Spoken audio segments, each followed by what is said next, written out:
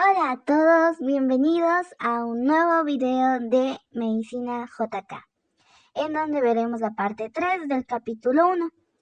Primeramente, comencemos que los factores de equilibrio en la salud son el medio ambiente, el comportamiento del individuo, su genética, el aire, los alimentos que ingiere, incluyendo sus pensamientos. Aquí podemos ver que muchas de las enfermedades que tiene una persona es el resultado por los malas conductas que esa persona tiene, como fumar, beber, el sedentarismo, entre otras. Primeramente, ¿qué es trastorno? Trastorno es una anormalidad de una estructura o de una función, a diferencia de la enfermedad, que es más específico para una dolencia, que es el conjunto de signos y síntomas. El libro reconoce dos tipos de enfermedades: una enfermedad local, que es limitada a una región o una parte del cuerpo, como por ejemplo la mano, que puede estar llena de heridas, úlceras o infecciones. O también otro tipo es la enfermedad sistémica. Esta va a afectar a todo el cuerpo o a varias partes de ella. Y como ejemplo tenemos a la gripe, porque la gripe afecta al sistema respiratorio, al sistema inmunitario, entre otros. También veamos qué es un síntoma. El síntoma es un cambio subjetivo. No se puede medir, no se puede evaluar y tampoco se puede observar, pero es algo que siente el paciente. El paciente puede sentir náuseas, puede sentir un dolor de cabeza, que también se conoce como cefalea, o incluso puede sentir ansiedad, depresión. Y bueno, esto, como ya dije, se siente pero no se puede observar.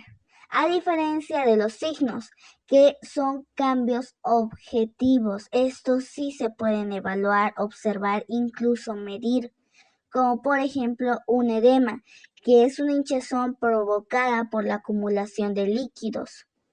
O también tenemos úlceras, o también pueden ser heridas, las cuales sí se pueden evaluar y sí se pueden observar.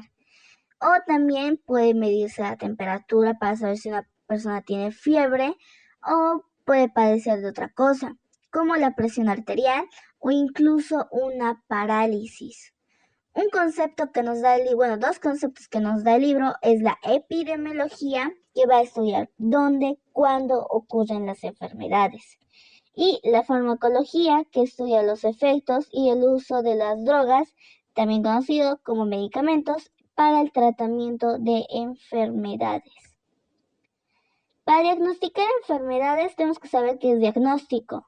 Este es una ciencia y una habilidad para diferenciar de un trastorno de una enfermedad.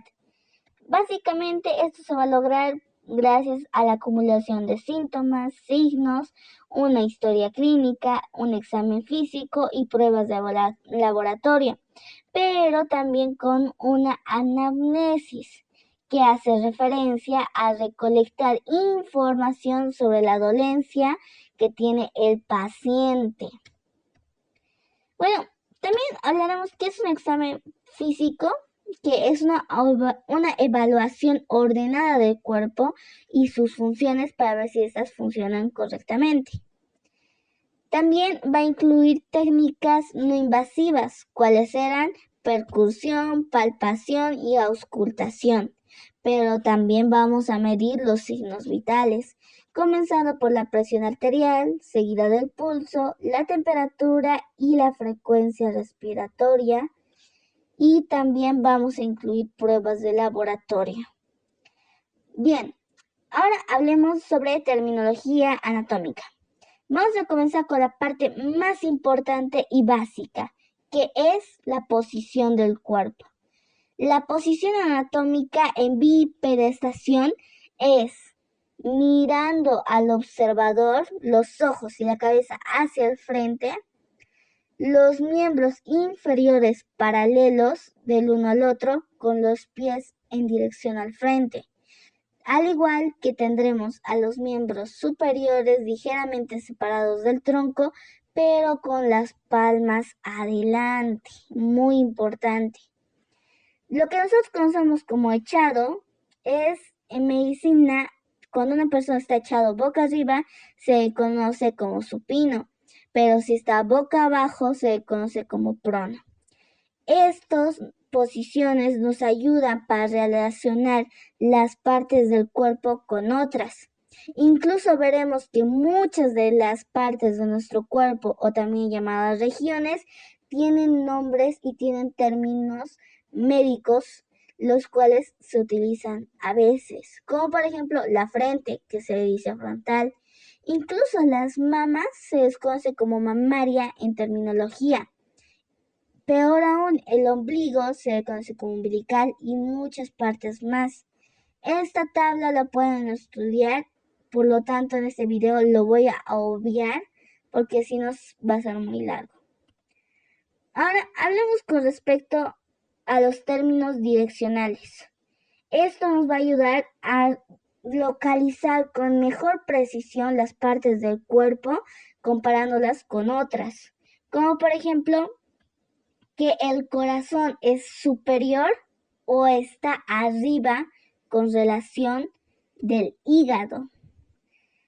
En cambio, el estómago, que es esta cosita aquí abajo, es inferior o está debajo de los dos pulmones. Luego tenemos que el esternón es anterior o está delante del corazón. Bueno, continuando, voy a mostrarles esto. La parte de rojo o rosa, como quieran verlo, es el esófago. En cambio, la parte de adelante o anterior es la tráquea. Entonces, viendo esto, podemos decir que el esófago es posterior o está detrás de la tráquea. Ahora hablemos qué es medial y qué es lateral. Medial hace referencia a cuál está más cerca de la línea media. En este caso, recuerden posición anatómica, palmas adelante.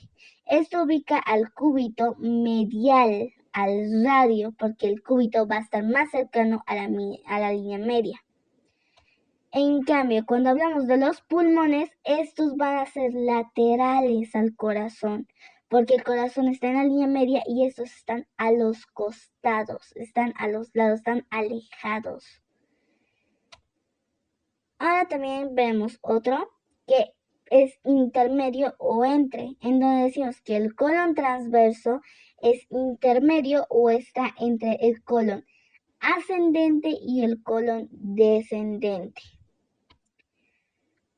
También veremos que la vesícula biliar y el colon ascendente son ipsilaterales o homolaterales, o sea que van a estar en el mismo lado, a diferencia del colon ascendente y el colon descendente, que van a ser contralaterales, que se ubican en dos direcciones opuestas, en dos lados opuestos. Veremos también qué es proximal y qué es distal. Proximal se hace referencia a cuál está más cercano a articularse con el tronco. En este caso, el húmero está más cercano a articularse con el tronco que el radio, por eso el húmero es proximal a comparación del radio. Pero las falanges son distales, dado que son más lejanas a comparación con los huesos carpianos, que son proximales. Aquí veremos que las costillas están más afuera y los pulmones están más adentro.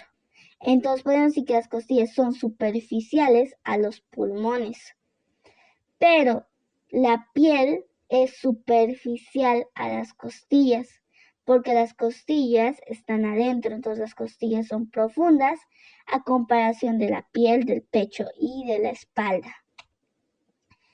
Ahora hablaremos también sobre planos y cortes, comenzando qué son los planos.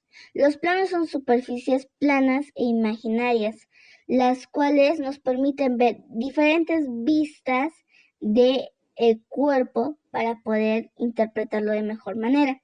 Por ejemplo, tenemos el plano sagital, que va a dividir al cuerpo en dos mitades iguales, en una izquierda y en otra derecha.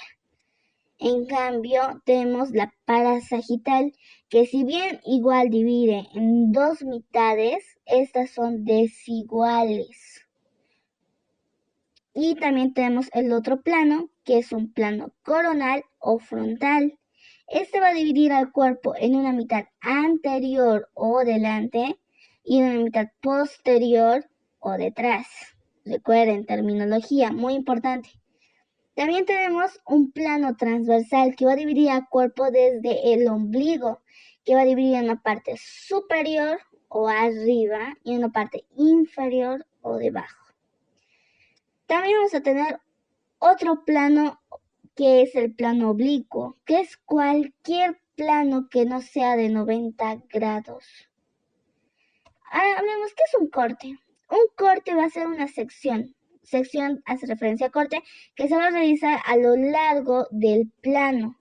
Esto va a ayudarnos para que podamos entender de mejor manera la relación que va a tener la anatomía interna. Bien, bueno, vamos a comenzar con qué son las cavidades del cuerpo. Las cavidades básicamente son espacios. Estos espacios van a contener los órganos, también conocidos como vísceras, a los huesos, a los músculos, los ligamentos, los vasos sanguíneos y nervios, entre otras estructuras. Como por ejemplo tenemos a la cavidad craneal.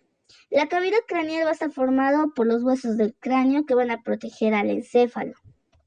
Luego tenemos al conducto vertebral que va a estar formado por las vértebras y van a proteger a la médula espinal.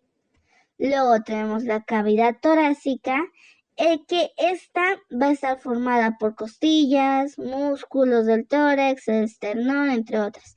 Pero esta se divide en tres partes. Una cavidad pleural que contiene a los pulmones, en una cavidad mediastínica. Esta cavidad mediastínica se va a extender desde el esternón hasta la vértebra y superiormente desde la primera costilla hasta lo que sería el diafragma. Este va a contener básicamente lo que sería, va a contener al esófago, al timo, a la tráquea y vasos grandes. Bueno, ahora veremos con respecto a la cavidad pericárdica. La cavidad pericárdica básicamente va a rodear a lo que sería el corazón. Bien, ahora vamos a ver otra cavidad que es la cavidad abdominopélvica. Esta cavidad también se subdivide en dos, una cavidad abdominal y una cavidad pélvica. La cavidad abdominopélvica se va a extender desde el diafragma hasta lo que sería la ingle. La cavidad abdominal va a contener lo que sería el estómago, al intestino grueso, la mayor parte, el intestino delgado, el vaso, el páncreas, el hígado, entre otras estructuras. Pero la cavidad pélvica va a albergar lo que sería la vejiga, los órganos reproductores, dependiendo si eres mujer o eres varón, y va a contener el resto de intestino grueso. Les acabo de dejar en el siguiente apartado lo que sería un pequeño resumen de lo que les acabo de hablar sobre las cavidades, que va a estar en esta parte. Pueden sacarle una screenshot porque tal vez mi explicación no sea suficiente, pero con este resumen se van a ubicar mejor. Ahora, vamos a hablar sobre qué son las membranas de las cavidades torácicas y abdominales. Una membrana es un tejido delgado, el cual se pliega, o sea que se puede doblar y que va a recubrir, va a revestir y además este va a poder dividir y conectar este órgano a otras estructuras. Es una pieza bilaminar, o sea que va a tener dos capas, porque como ya dije, este se dobla, no se va a abrir hacia el exterior. Y básicamente dentro de él va a contener un líquido, el cual va a permitir que este sea deslizable. Bien, como ya dije, va a contener dos capas, porque es bilaminar, o sea, dos láminas. Comenzando por lo que sería la capa parietal y una capa visceral. La capa parietal es de tejido epitelial delgado que va a revestir las cavidades. En cambio, la capa visceral, que es también epitelio delgado, va a recubrir a las vísceras. ¿A qué me refiero? Va a recubrir al órgano va a recubrir al órgano. Y entre esas dos capas va a estar un líquido ceroso, que es un lubricante que permite movimientos deslizables. Y esto permite que no haya fricción entre este órgano y las estructuras que los rodean, evitando su desgaste. Bien, hemos llegado hasta aquí el día de hoy.